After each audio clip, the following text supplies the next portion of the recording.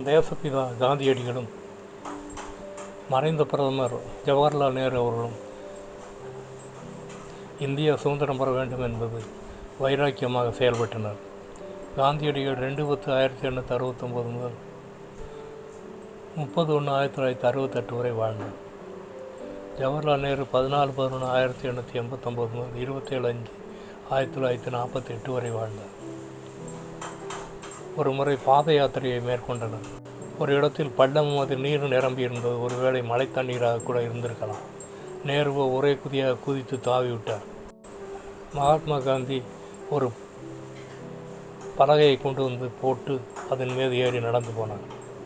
நேருவிடம் கண்டிப்பான குரலில், நாம் மேற்கொண்டிருப்பது பாத யாத்திரை, அதை குதித்து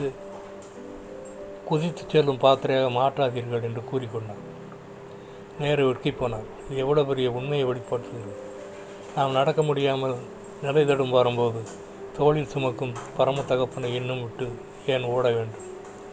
ஏசாயா 41:3 கால்கள் நடவாதிருந்த பாதைகள் சமாதானத்தோடு அவர் நடக்க பண்ணுகிறார்.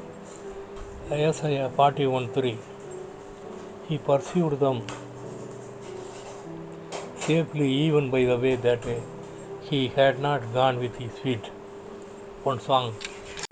உதவி வரும் கண்களை நோக்கி பார்க்கின்றேன், வானம் வையும் படைத்தவரை நான் பார்க்கின்றேன்.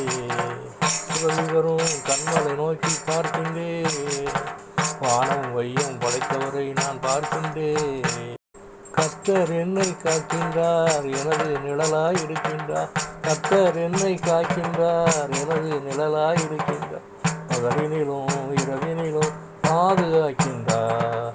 பகலினிலும் இரவினிலும் பாதுகாக்கின்றார். கால்கள் தள்ளாட விடமாட்டார், காக்கும் தேவன் உறங்க மாட்டார். கால்கள் தள்ளாட விடமாட்டார், காக்கும் தேவன் உறங்க மாட்டார். இஸ்ரவேலை காக்கின்றவர் என்னாலும் தூங்க மாட்டார். இஸ்ரவேலை காக்கின்றவர் என்னாலும் தூங்க மாட்டார். உதவி வரும் கண்மலை நோக்கி பார்க்கின்றேன், வையமும் வானம் வையம் படைத்தவரை நான் பார்க்கின்றேன். உதவி வரும் கண்மலை நோக்கி பார்க்கின்றேன், வையமும் வானம் வையம் படைத்தவரை நான் பார்க்கின்றேன். எங்களை நேசிக்கிற நல்ல பிதாவே, என்னை உடைய சமூகத்திலே தாழ்த்தி ஒப்புக் கொடுக்கிறேன். ஆண்டவரே, நானும் கூட என்னை தோளில் சுமக்கும் பரம தகப்பனை நினைத்து அவருடைய வழிகளை பின்பற்றி நடக்க கிருபை புரிய வேண்டும் என்று யெகோவா நாமத்தில் கெஞ்சி மன்றாடுகிறேன். பரிசுத்த பிதாவே, ஆமென்.